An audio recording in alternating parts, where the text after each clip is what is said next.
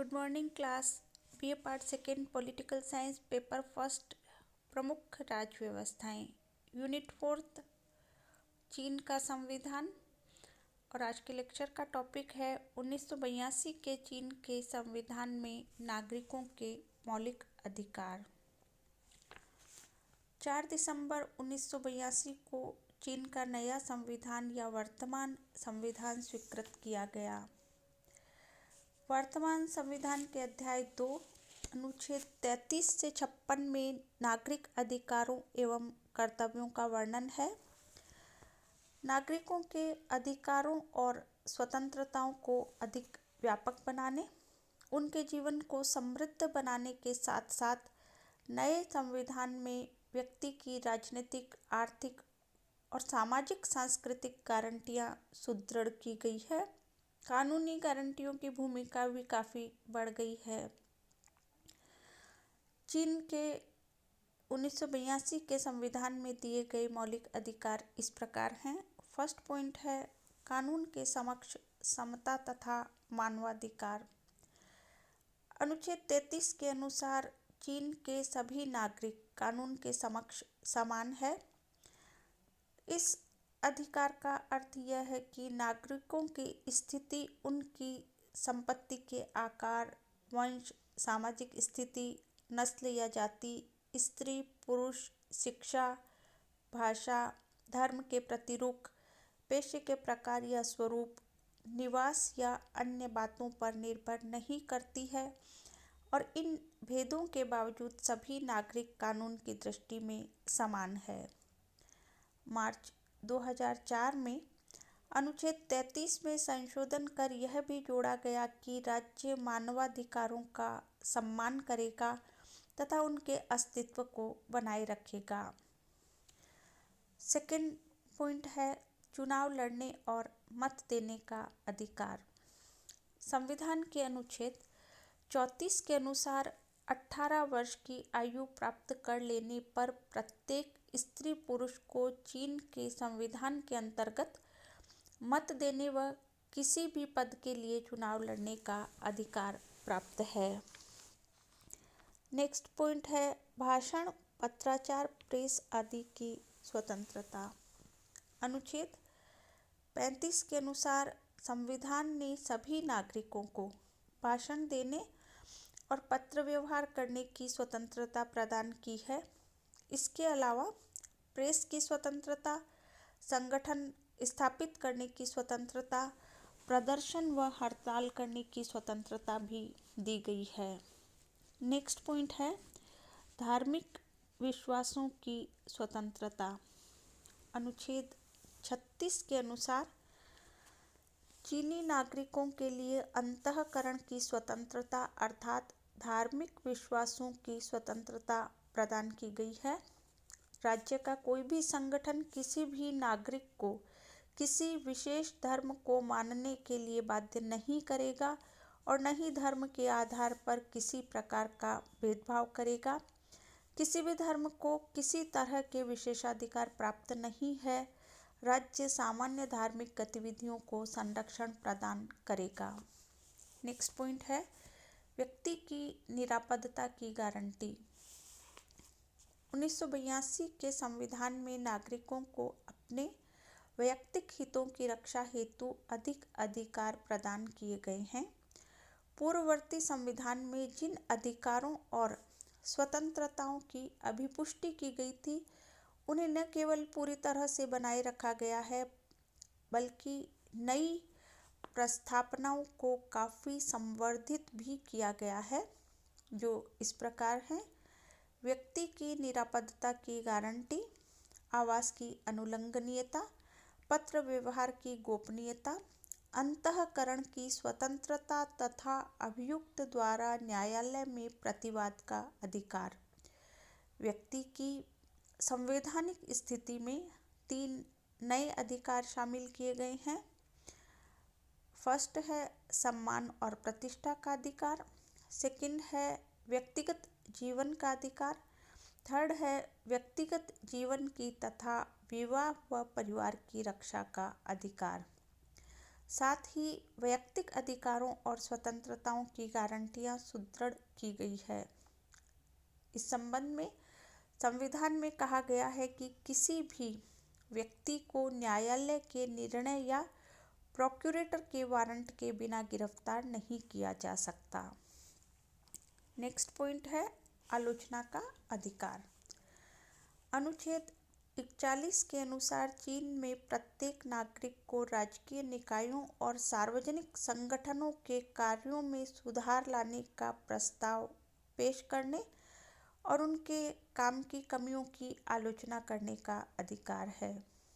अधिकारीगण निर्धारित समय सीमा के अंदर नागरिकों के प्रस्तावों और अनुरोधों की जांच करने, उनके उत्तर देने और उचित कार्यवाही करने के लिए बाध्य है। आलोचनाओं के लिए उत्पीड़न निषिद्ध है।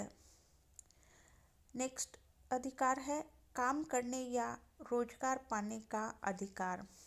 अनुच्छेद 42 के अनुसार चीन के नागरिकों को काम पाने का अधिकार है।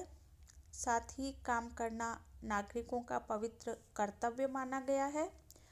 राज्य रोजगार के समुचित अवसर प्रदान करेगा और काम करने की स्थितियों में सुधार करेगा। राज्य नागरिकों के समुचित व्यावसायिक प्रशिक्षण की व्यवस्था करेगा। नेक्स्ट अधिकार है विश्राम और अवकाश का अधिकार। अनुच्छेद 43 के अनुसार चीन के नागरिकों को विश्राम और अवकाश पाने का अधिकार है। राज्य श्रमिकों के काम के घंटों का निर्धारण करेगा तथा सवैतनिक अवकाश, मनोरंजन आदि की व्यवस्था करेगा।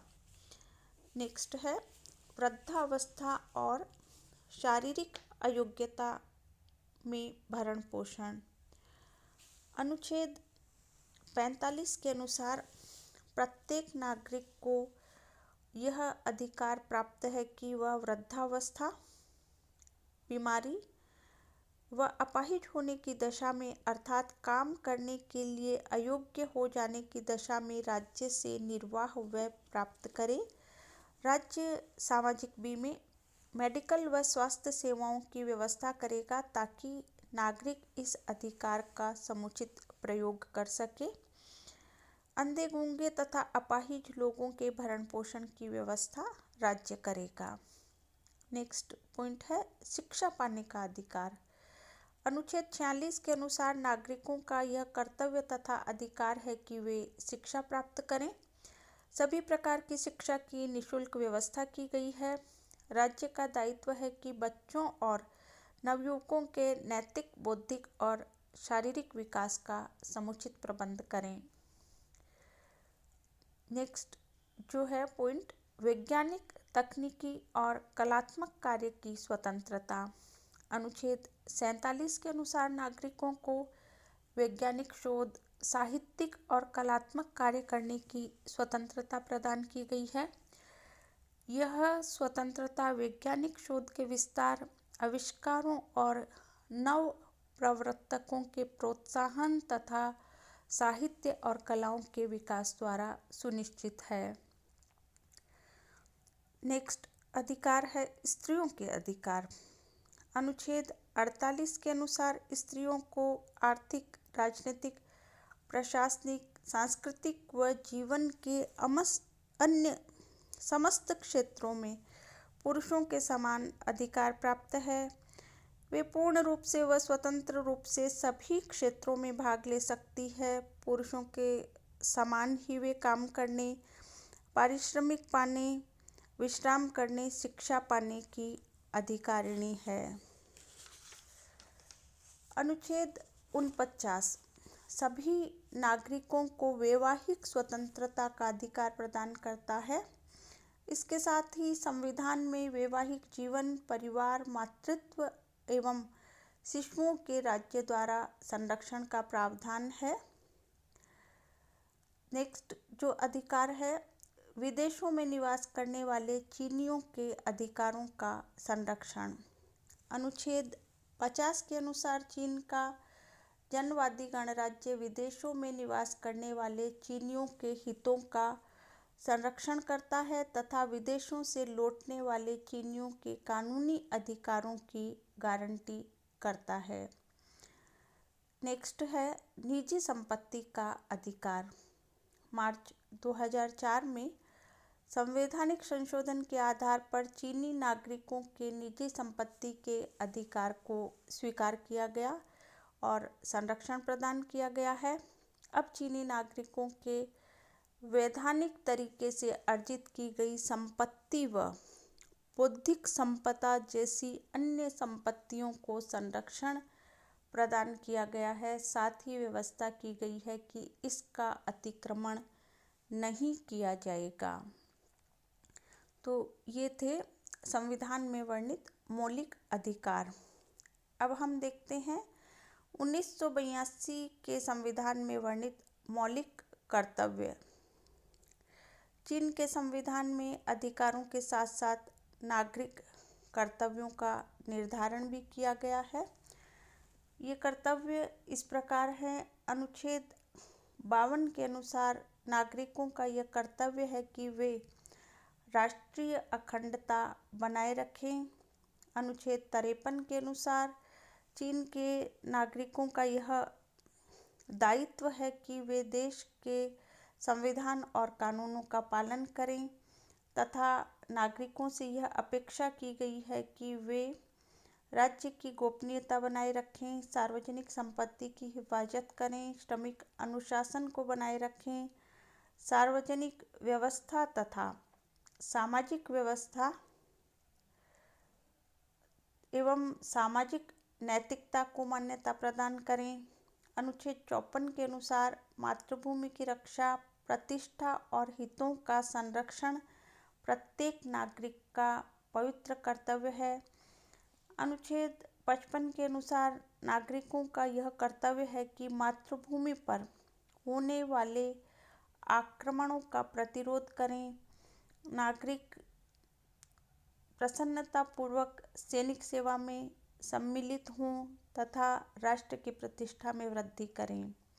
अनुच्छेद 56 के अनुसार चीन के प्रत्येक नागरिक का यह कर्तव्य है कि वे नियमानुसार करों का भुगतान करें। इसके अलावा संविधान के कुछ अनुच्छेदों में अधिकार और कर्तव्यों का साथ साथ उल्लेख किया गया है। जैसे अनुच्छेद 42 के अनुसार काम का अधिकार होने के साथ साथ नागरिक का कर्तव्य भी है। इसी प्रकार अनुच्छेद 46 के अनुसार शिक्षा प्राप्त करना अधिकार होने के साथ साथ कर्तव्य भी है। और अनुच्छेद 49 के अनुसार प्रत्येक पति पत्नी का कर्तव्य है कि वे परिवार नियोजन की स्थिति को अपनाएं। अब देखते हैं मौलिक अधिकारों का मूल्यांकन। नया संविधान पूर्व संविधानों की तुलना में अधिकारों और कर्तव्यों की दृष्टि से एक महत्वपूर्ण दस्तावेज है। नागरिकों के मौलिक अधिकारों का संविधान में विस्तृत रूप से वर्णन किया गया है, परंतु नागरिक स्वतंत्रताओं और राजनीतिक अधिकारों के संबंध में आलोचकों का कहना है कि ये दिखावा मात्र है। नागरिक स्वतंत्रताओं का अस्तित्व केवल कागजों पर ही है, व्यवहार में नहीं। चीन में एकदलीय व्यवस्था है। इसके अलावा चीन में संविधान द्वारा प्रदत्त अधिकांश अधिकारों के लिए न्यायालय के संरक्षण की व्यवस्था नहीं है और इसके अभाव में अधिकारों का महत्व निश्चित रूप से कम हो जाता है। परंतु इसके बावजूद भी यह तथ्य है कि वर्तमान संविधान के अंतर्गत मौलिक अधिकारों का विस्तृत रूप से वर्णन किया गया है और मौलिक अधिकारों की यह व्यवस्था अपने आप में महत्वपूर्ण है। इस तथ्य से इनकार नहीं किया जा सकता। उदारवादी व्यवस्था और स्वतंत्र समाज की दिशा में भले ही एक लंबी दूरी तय करनी हो, पर मौलिक अधिकारों की संविधान के अंतर्गत जो व्यवस्था की गई है वह अपने आप में महत्वपूर्ण है। इसी के साथ आज के लिए इतना ही। धन्यवाद।